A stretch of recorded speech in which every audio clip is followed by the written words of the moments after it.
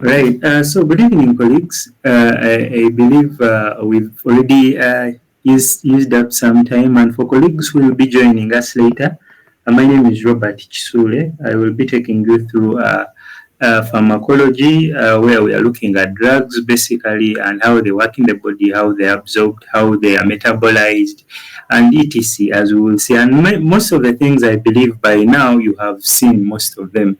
So today we are going to interest ourselves with lipid metabolism. We will look at what drugs are there in, what are the challenges that these drugs pose to us, the adverse effects, so that you could be able to deliver this information to the individuals you will find out there. Really, pharmacology is some of these terms, and also, Yep, good morning. yes, please. Is someone trying to make an input? Got All right, then please mute. Really, when we talk of pharmacology, we are looking at really drug naming in most cases and how these drugs work within the body, how they are absorbed, how they are metabolized, like I had explained earlier. Like I was trying to bring it across board, really trying to tell you that you need some bit of hard work when you are talking about pharmacology. You realize that there will be different terms, there will be different names of different drugs, and etc. And these sometimes pose challenges to individuals, but really it is some initiative that you need to do or you need to take as a healthcare professional. Really, it is only a course unit you're going to have for only this time with me. So bear with me if we come across those names. We try to do as much reading on our own and get them at our fingertips. Let's really dive in. Looking at lipid metabolism, and as we all know that these lipids are a heterogeneous group of molecules. Really, we are looking at the diverse group of molecules where we are looking at these cholesterols, the triglycerides, etc. And we all know that these have a common characteristic that they do not mix well with water. I think that we know. And like we understand that they belong to the same family, but all of them have different structures. Okay, and these different structures enable them to do the different roles that they have in the body. Others involved in the energy storage, cell membrane structure, others involved in signaling, and etc. As we will see that really cholesterol is essential for various body functions, the cell membrane formation, and also the hormone production. Okay, we know the different hormones and their roles, and we look at the triglycerides, which serve as the body's primary energy form. Okay, if it is the energy that we are getting from the lipids, but you all remember that where we get the energy primarily is from a carbohydrate group, okay, or from the sugars, the glucose, etc. Then we also have these lipoproteins, and we will see that these lipoproteins play key roles in the bloodstream, throughout the bloodstream, and their role is to transport these lipids. Okay. Further to note about the triglycerides, really this is the most common type of fat that is found in the body. And as you will see, I think it is in your biochemistry where we'll be looking at the different structures, the triglyceride consisting of the three fatty acid molecules. Then you will see other things to do with phospholipids and etc. As you go along. Yeah. So when we talk of the LDL in lipid metabolism, this will always come up, and you will see that this LDL, we are looking at them as the low density lipoproteins, okay, and which is sometimes referred to as the bad cholesterol, okay. And we are saying, why is it bad cholesterol? It is because it is known to build up on the walls of the arteries, and once it builds up on the walls of the arteries, what happens? When it builds up on the walls of the arteries, we will see plaque forming, okay, due to this bad cholesterol. When plaque forms or that hard substance forms, we are looking at leading it to, this will lead to atherosclerosis, okay, and it will increase those diseases, the heart disease, the stroke, and etc. Okay. Yeah, and we'll see that that is the low density lipoproteins, and we'll also look at the high density lipoproteins on the other hand, which sometimes people call the good cholesterol. Okay, because this will help us in removing the low density lipoproteins lipoprotein cholesterol from the arteries and transport it back to the liver, where it can be processed and excreted from the body. So high levels of these high density lipoprotein are associated with a lower risk of heart disease. Because when you look at lipoproteins, larger amounts of cholesterol on them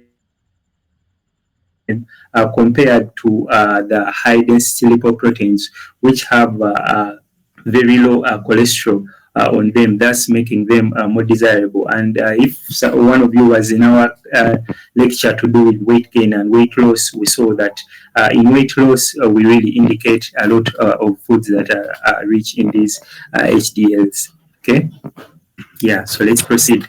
So hyperlipidemia. What do we understand by the term hyperlipidemia? Here we are looking at this encompassing all those other disorders that result from elevated lipid levels. Okay, when we have a lot of accumulation of lipids in our bloodstream or in our body, we tend to look at this particular uh, uh, we tend to look at this particular condition happening to us. So hyperlipidemia involves these elevated concentrations of lipids or fats in the bloodstream. Okay, and the elevated low density lipoprotein cholesterol increases the risk of atherosclerosis and vascular diseases, as we will see in a diagram or in a visual later on.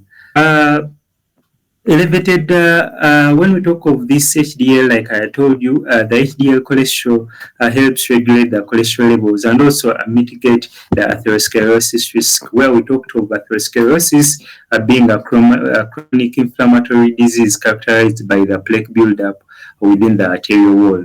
Okay, yeah. So the plaque formation involves this low density cholesterol deposition, and also we look at the smooth cell muscle proliferation, or that's what you could call a distribution, and also the plaque formation involves this low density lipoprotein deposition, and also we talked of the smooth muscle cell proliferation, but also we talked of the inflammatory cell proliferation. And over time, when this plaque hardens, what happens? It can rupture and also trigger the blood clot formation, which in most cases we call the thrombosis. And then this atherosclerosis can also affect the artery supplying heart to those major organs. It can affect the coronary artery, which supplies blood to the heart. It can affect the carotid artery, which supplies blood to the brain, and also we can talk of the peripheral arteries. When we talk of arteries, we are looking at oxygenated blood, you remember, and also we talk of the veins. I think it is either the pulmonary vein that only transports that oxygenated blood. I don't know if I'm getting that right. Yeah, but also we are looking at the renal arteries, which supply blood to the kidneys. Okay, I hope that is clear. Right, let's proceed. So when we talk about atherosclerosis using this visual, we can see that on my left-hand side, we have the normal coronary artery. And like we had said, where the coronary artery supplies the blood to. Here we had looked at the carotid to the brain, we had looked at the peripheral arteries to the legs and extremities, and also we have looked at the kidney to the renal, and we have looked at the coronary artery supplying blood to the heart. Sorry. So what we are having here is a build-up of plaque, as you can see around here in this region. You are seeing that the lumen of this artery is being decreased by plaque deposition at the walls of the blood vessel. Okay. Yeah. So what happens? This is where we get high blood pressure. Okay, because now the lumen is narrowed, so the heart has to pump twice as much to force blood coming through these places, etc. Like you can see that this first it is the accumulation of plaque. Then once the plaque accumulates, it now leads to a blockage. Okay, so this place will become blocked, and once this place becomes blocked, when more blood comes, it will just erode this plaque, which plaque will have made a bolus already, a bolus-like structure, which will turn into the thrombosis that will be moved throughout the body. That is where you hear people where you hear of blood clots. Yeah, really, other people use these techniques in the military where they kill other people with poisonous substances and refer to blood clots. But really, this is more common happening in people who are having these issues of fat deposition. Right. Like I had said, this clot will travel throughout the body. Sometimes it will go to the heart.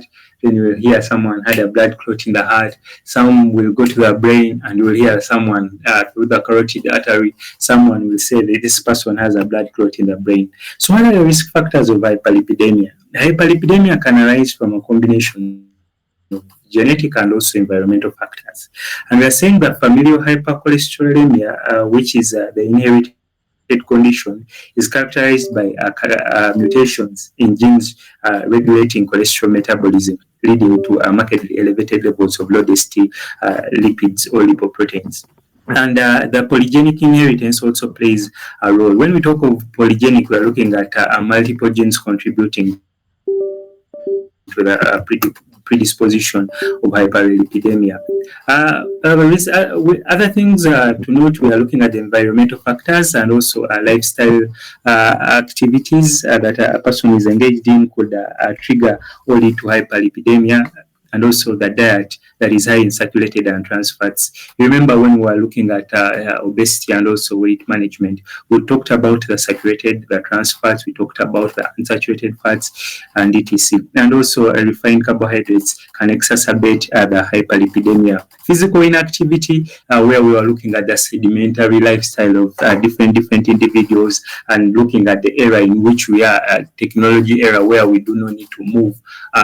Most of the work is being done by machines, I can say.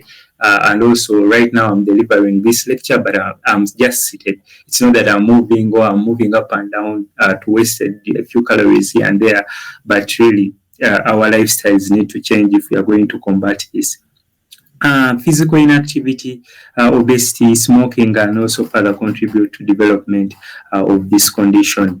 Hyperlipidemia classifications, we have that familiar where we were looking at this stemming from the genetic disorders, the mutations, and etc. And also we saw the polygenic, it resulting from multiple gene interactions that could trigger it. But then for the secondary, or what we could call the acquired, we are looking at this being the hyperlipidemia that results from the lifestyle or the medical factors, as we will see their own.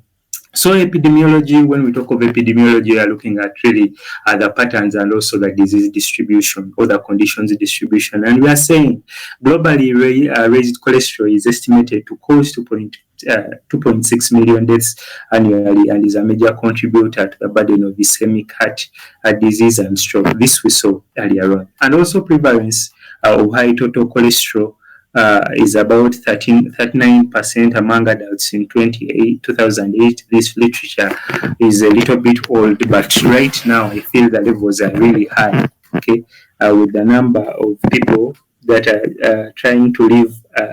I think it's what you people call the urban lifestyle, where people need to go to those takeaways, eat chips, eat chicken, and etc. And also eat those highly refined foods. Rarely do people now want to go and eat those foods. Or, okay, sometimes people really want to go and eat them, but then it is because of maybe the time constraint or because of the money that is not available, and etc. and some other things, I should say. And we are saying it is important to note that high fat cholesterol often presents no symptoms, okay, making regular screening vital for early detection and also management to prevent health outcomes. It is known that on that sitting that you eat these foods that are high in cholesterol is the day that you will start to see these outcomes. But this is something that will build up gradually and lead to these effects later on in life. And also efforts to reduce prevalence of hyperlipidemia include lifestyle modifications. For things to do with the familial or the genetic, really there is not so much to do. Though we could find a way of managing and maintaining part of the effects that it comes with, but really not much we can do. But for things to do with the lifestyles, then we can modify the lifestyle. Then pharmacotherapy and also public health initiatives aimed at increasing awareness, where we do those advocacy activities adverts, run them on TVs, and etc. For lipid screening guidelines, these recommend routine lipid profile. Also, fasting lipid profile is an essential, and sorry, we are saying that fasting lipid profile is an essential and accurate measurement of this. Right, and also we are also looking at additional tests such as liver function tests, the hemoglobin A1C, which is a measure of the blood glucose levels over some past few months, etc. This can also aid in the risk of stratification and the treatment planning. Okay, this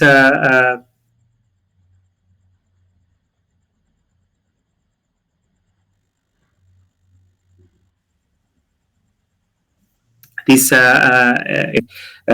are really good tools that will help us in stratifying the risk and also planning the treatment, particularly for people with those other conditions of the metabolic syndrome, things to do with the diabetes mellitus, and also the renal diseases or the kidney diseases, I should say. Yeah. Going forward, we are looking at the complications and prognosis. So, if this hyperlipidemia is untreated, this will increase the risk to various cardiovascular diseases. Okay, diseases of the vascular system. When we talk of the vascular, we are looking at the different blood vessels and until the heart. When it comes to heart, that's when we had the cardiovascular, including the coronary artery disease. We're looking at stroke, peripheral artery disease, etc. And we're looking at statin therapy. Really, today we are going to look at things to do with statins and their roles in managing this hyperlipidemia. Okay, yeah. Basically, this could be your major takeaway from today's engagement.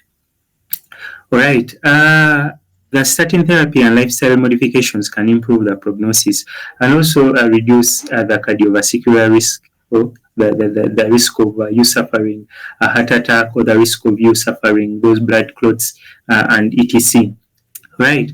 So long-term follow-up and monitoring are essential to prevent this disease from progressing further and also resulting into other complications that could come therein.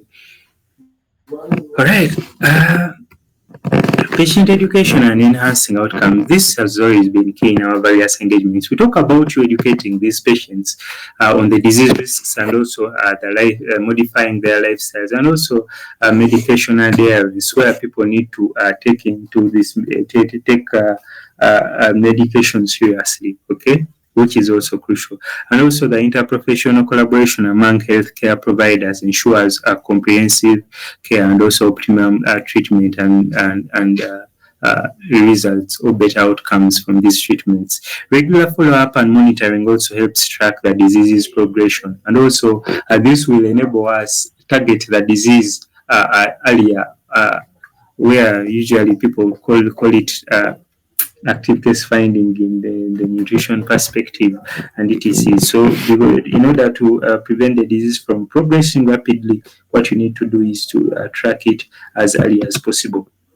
Right. So when we look at the pharmacological management, this is where we are looking at the drugs and what they do. So we have the different classes. We have the statins. We have the PCSK9, which we call the proprotein convertase substitution, the casein type 9 inhibitors. We have the bile acid sequestrants. Then we have the cholesterol absorption inhibitors, we have the fibrates, and also we have the niacin. Some people call it the vitamin B3, but really we will call it the nicotinic acid in this engagement. So when we talk of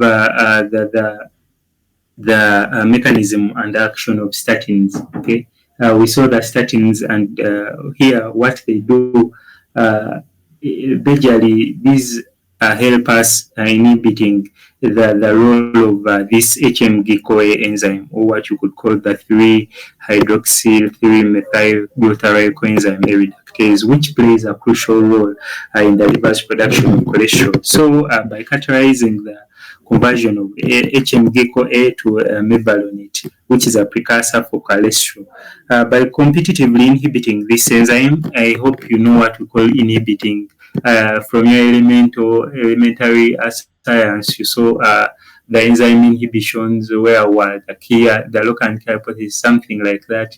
to do with the I'm really forgetting a few things. The key unlock hypothesis, that was the enzyme action, but then there are covalent inhibitors and etc. and how they perform their role. So please go back and redo some revision on those. But really, we are looking at this particular drug being able to inhibit the action of HMG CoA, which we looked at as the 3-hydroxy 3-methylbutyryl coenzyme A, which is really an intermediate molecule in the cholesterol production in the body. So once it is inhibited, uh,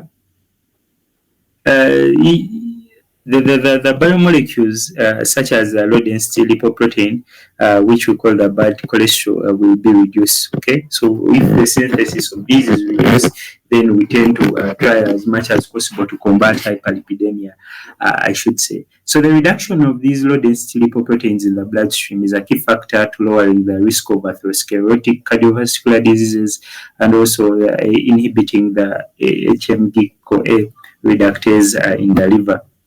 Okay, so what are the examples of these statins? Okay, statins is the major group of them, and we've seen their role in inhibiting the functioning of the 3-hydroxyl 3-methylbutyryl coenzyme A.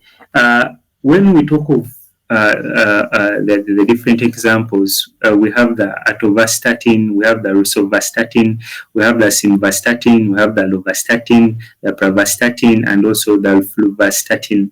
And all these, we will see that they have their different roles that they play in this particular in the way they engage the acetyl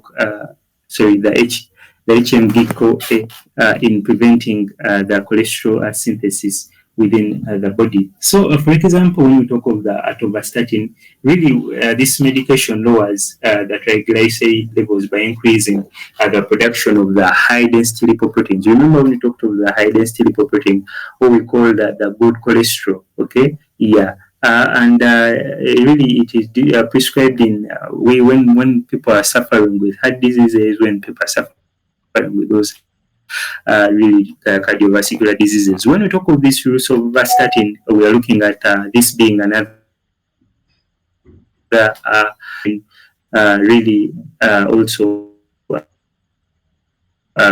preferred for people with familial cholesterolemia. Remember when we talked of the familial cholesterolemia, these are the people who are genetically predisposed to this. Then for the simvastatin, really we are looking at this being one actually of the commonest. If you go to any pharmacologist or you go to any pharmacy, everyone knows this simvastatin. Okay, yeah. It also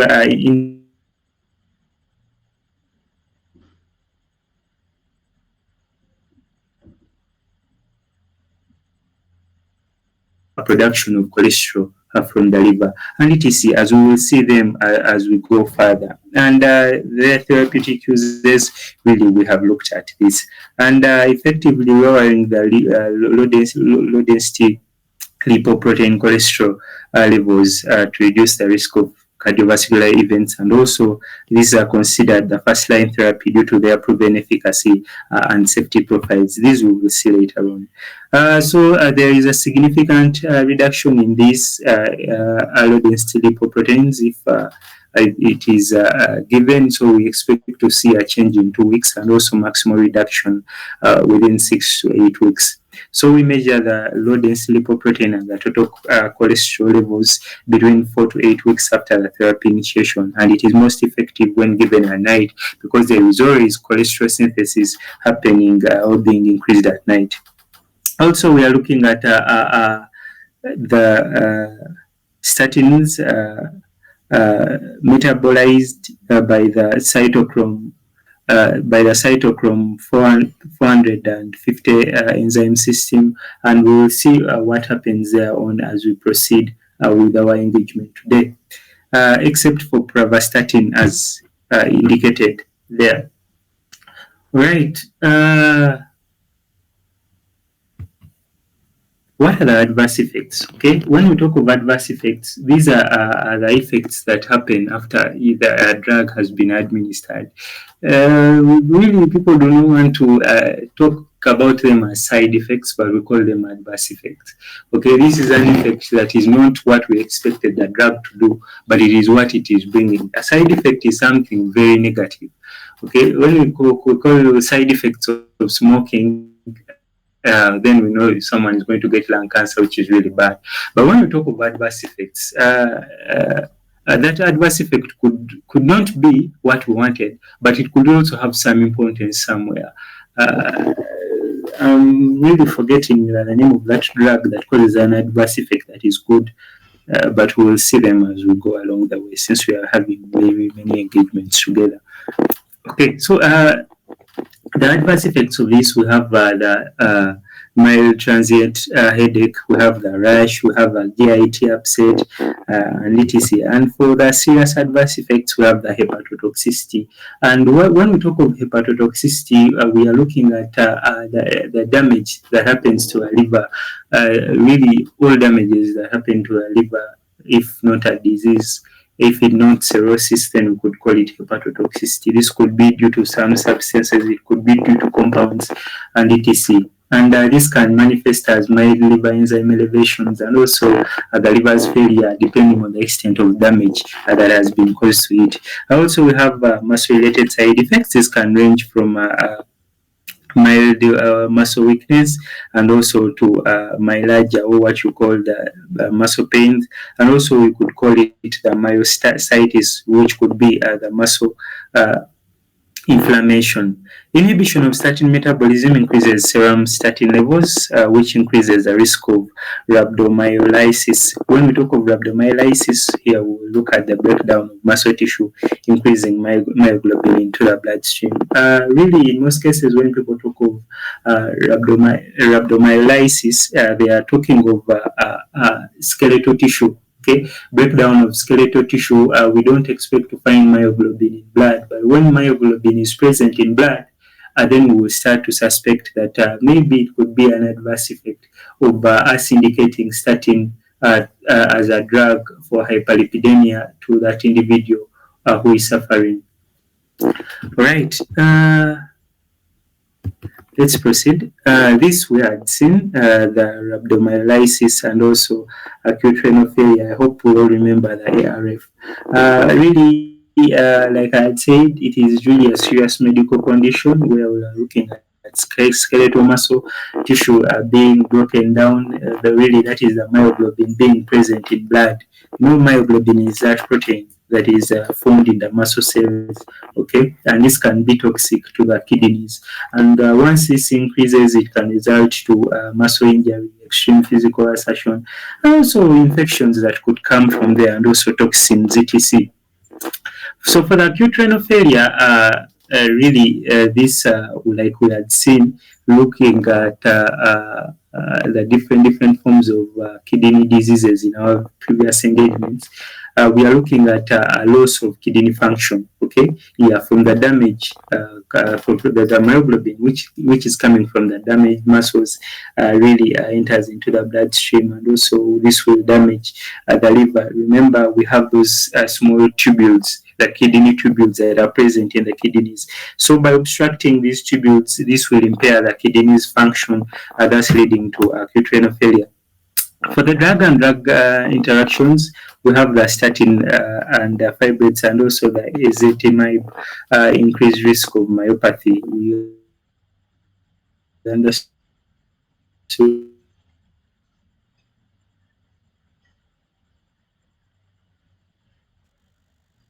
what myopathy was earlier. That's the we have also the HIV protease inhibitors and also the grapefruit juice. All these are drug nutrient interactions where one drug affects the action or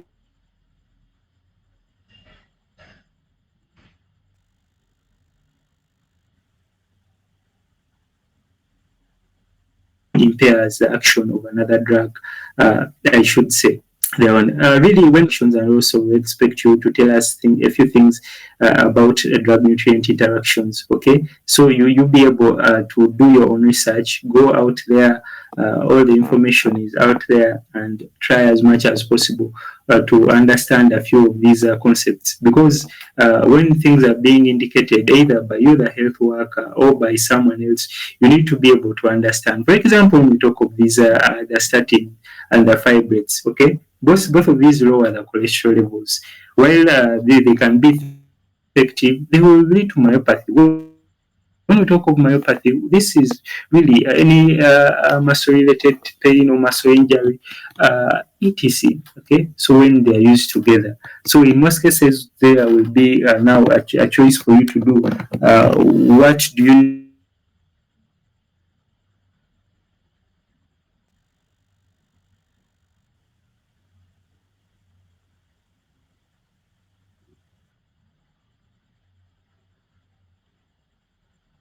to more? Then we come to any the liver damage. Sorry. Okay. Yeah. And for the cytochrome P 450, we are looking at this is partly what this is partly involved in the enzyme system. Okay, and you know what our enzymes do? They are responsible for the metabolism, and majorly this enzyme is key in breaking down different drugs. So unless someone is not also on other different drugs, but if you inhibit this cytochrome, some of these drugs won't be broken down, and this will lead to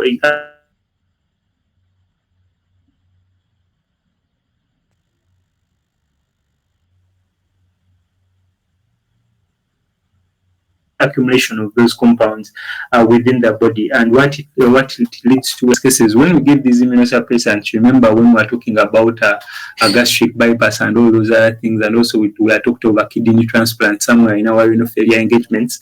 Really, after a kidney transplant, there are some drugs that you're supposed to be given to prevent organ rejection. Okay, yeah. Uh, So if these drugs, the statins, can impair this organ, or if they can prevent acceptance of this graft that has been done, then we need to contraindicate them, and etc. As you will be reading along the way. So when there are contraindications, when there is acute liver disease, when there is also unexplained elevated liver function tests, and also during pregnancy and during breastfeeding, as these could also go through the placenta. They can seep through the placenta into the child. So we also now look at the different group, which we are looking at the bile acid sequestrants, and these form really, when we talk of these bile acid sequestrants, these form a complex with the bile acids that are being secreted. Okay, the stimulation of the liver to synthesize from the hepatic cholesterol. Okay, so this is what these do. As we had seen the statins that are preventing that HMG CoA reductase from doing its role, we are looking at these bile acid sequestrants being able to form a complex with the bile acids that are being excreted and then being excreted. Sorry. The stimulation of the liver to synthesize more bile acids from hepatic cholesterol, and also the hepatic cholesterol is used, and also serum cholesterol moves to the liver to replace it. And the medication in these are the cholestyramine, then we have the cholestyramine, and also we have the cholecyramine. Okay, all these really, we just need you to understand how they work, and we have understood that they work by binding to bile acids in the intestines, really preventing them from being reabsorbed into the bloodstream, so that they can really be excreted. So what are their therapeutic uses? These can be used as second line combination therapy with statins, and also low cholesterol diet, or the nicotinic acid, or the niacin acid. And also it is an alternative for patients who cannot tolerate the statins or additional therapy. You saw the adverse effects of it. So if someone cannot tolerate the statins, not be indicated with the statins, then we can use these bile acid sequestrants to replace those. Okay. Yeah, and they can have their own adverse effects, things to do with the constipation, GI upset. Then we could talk of the abdominal discomfort and also the bloating, and also the decreased uptake of these fat soluble vitamins. Okay, the DEC. Okay, yeah, and also folic acid. If there is a long-term use. These form complexes with the thiazides, the diagosin, the warfarin, and also some other antibiotics. Those are the drug and drug nutrient, the drug-drug interactions between the bile acid sequestrants. Uh, these are really safe for during pregnancies, as we saw that for the statins, they're not safe during pregnancy and also breastfeeding, and also these need double dose of prenatal vitamins. And the low density lipoprotein levels begin to decrease within a week of therapy or initiation, and also maximum reduction is achieved within a month. For the medication, we also have the fibrates. These we are having the gemcitabine and also the fenofibrate, and the mechanism of action here we are looking at the increase in fatty acid oxidation in the liver and also the muscle tissue. That is really the way they do this activity of trying to limit bad cholesterol or the low density lipoprotein cholesterol. Okay, yeah, and really these help us in also raising the level of the high density lipoprotein. Okay, by activating some receptors that we'll see later on. If you go deeper into it, those are called the peripheral activated something receptor sites, etc. So, in addition to lowering the triglycerides, this will help also in raising the high density lipoprotein cholesterol or HDL cholesterol. Okay, yeah. Basically, you will see that in most cases these fibrates are not indicated alone; they are indicated alongside the statins, as we saw them, the fenofibrate and the gemcitabine, the major fibrates that are being indicated. And really, it is more. It is always key to discuss these options with the patient before you administer them, and also doing those background checks or taking the client's history is always key. For the hypertriglyceride, the therapeutic uses, these are used in hypertriglyceridemia, where we have a lot of glycerides in blood, that is more than 500 milligrams per deciliter, and it's also most effective at lowering these triglyceride levels, like we had seen. We had seen that they're usually used with the statins, and also the gemcitabine. It is always preferred by these diabetic clients. The adverse effects, we have the common ones. We have the rash, the GI upset, gastrointestinal upset, the gallstones. We have the myopathy, that is muscle injury, and the hepatotoxicity, where we're looking at damage. Drug-drug interactions, we have the demoflorazil and the statins. There is a higher risk of myopathy, severe myopathy, or muscle damage once these are used together. Then also displaces warfarin and albumin to increase the anticoagulant effects. And remember what the coagulation, why we require coagulation in wound healing and etc.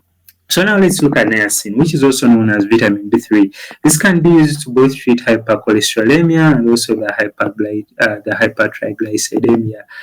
For examples of these are the niaco and also the niaspan. Okay, this works by reducing the production of these low density uh, lipoprotein cholesterol, and also the triglyceride by increasing the high density lipoprotein cholesterol levels or the HDL cholesterol levels. The niacin is typically reserved for patients who cannot tolerate the statins or the combination therapy. When we talk of combination therapy, we are talking about using more than one drug for that particular condition. Really in therapy for additional lipid lowering effects. That is when we use the niacin. So, what are the adverse effects of the niacin? There is something that we need to interest ourselves with here, which is the niacin flash. We are looking at the the itching, okay, which is a side effect. Well, here, when these individuals that we have indicated niacin to, who are having these issues, hyper lipidemia, etc., when we indicate them with these supplements, usually the vitamin B supplements, there is a warm tingling feeling, or some people call it redness of the skin, the face, etc. Sometimes it is the whole upper body, the thoracic region, and everywhere there is that redness. So that is really what they call the niacin flash.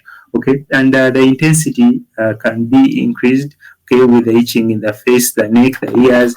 It can start on low dose and also titrate up. And also we could talk. Here we are talking about how to manage them. Those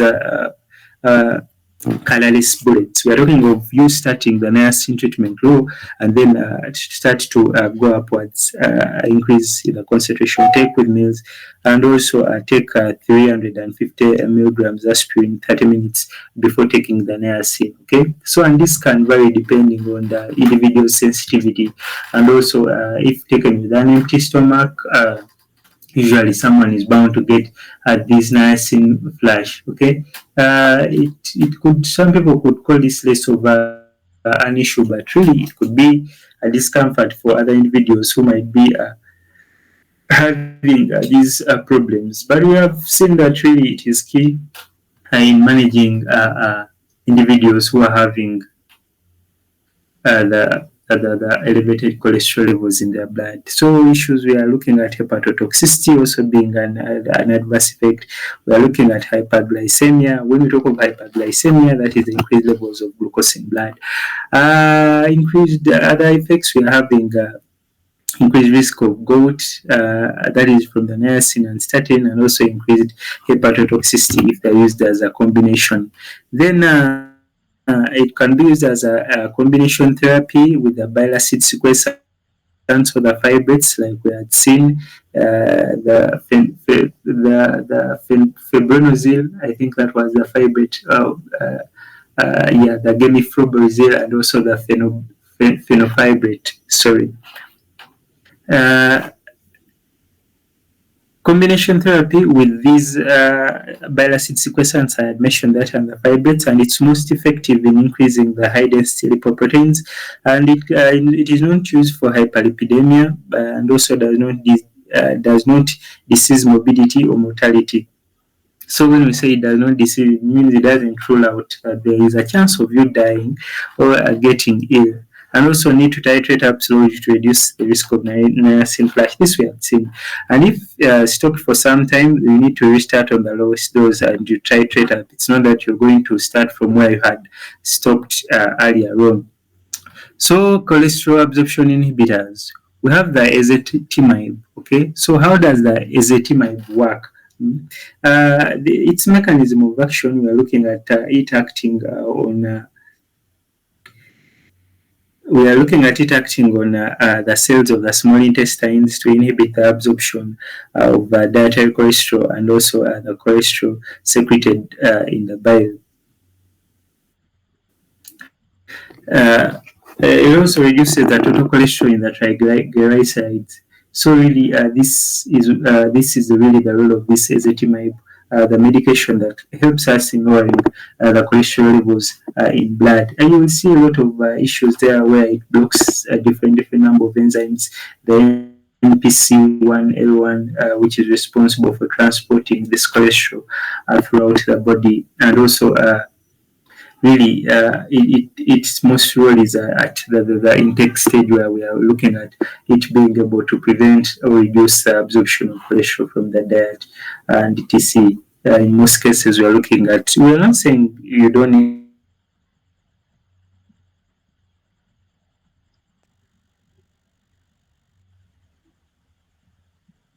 cholesterol. We are saying you need cholesterol, but we saw that in energy storage issues.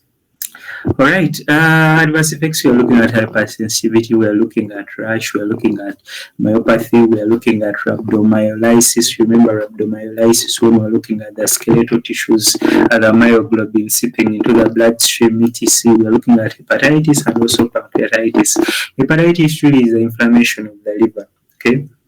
Alright, so now let's interest ourselves with also other adverse effects where we're looking at of thrombocytopenia. And in thrombocytopenia, really, we're looking at this being a medical condition that is really characterized by the lower number of platelets in blood. Okay, and these are the blood cells that help us in clotting the thrombocytes and DTC with albumin coagulating coming in, and all the enzymes that really work to bring up that clot. But really, we are saying that platelets also bring out that activity. Okay, so when we talk of thrombocytopenia, really we're looking at lowering the normal number of these platelets, and once this is lowered, this will lead to excessive bleeding. Okay, yeah. This can occur really due to you using these ezetimibe, like we had seen earlier on. Adjunct therapy to diet modifications to reduce cholesterol, and also we're looking at omega-3 fatty acids playing their roles. For Lovaza, we're looking at its adverse effects, inhibiting platelet aggregation that you saw increased risk of bleeding, like I said, and also this is used primarily to lower the triglycerides. All right, so now let's interest ourselves with a protein converted subtilisin, okay, or what you could call the casein type 9, or what you could call in short the PCYK9.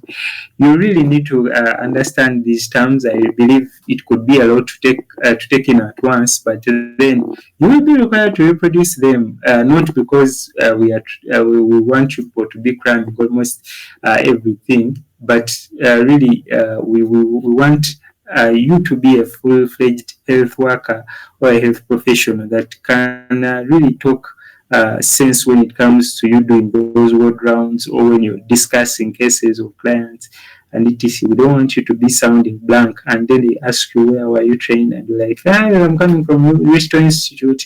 It will be a shame to us. Okay. So this PCSK9 like is an enzyme that is primarily produced in the liver, and it regulates the low density lipoprotein cholesterol levels in the bloodstream by promoting degradation of these low density the LDL receptors on the surface of the liver cells. So when these LDL receptors are degraded, few of them are available to remove LDL cholesterol from the body, leading to higher levels of LDL cholesterol accumulating in the bloodstream. Okay, so we are talking about it damaging those receptors that pick the LDL cholesterol from the liver. So the PCSK9 inhibitors prevent the degradation of LDL receptors, allowing them to remain available to remove LDL cholesterol from the blood and also maintain the